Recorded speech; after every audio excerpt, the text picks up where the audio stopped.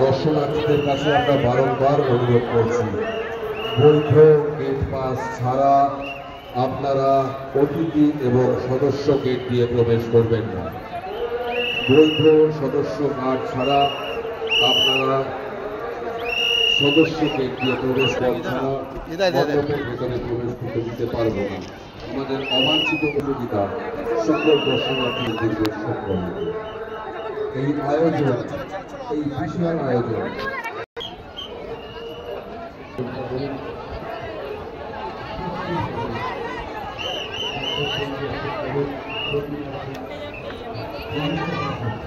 এবং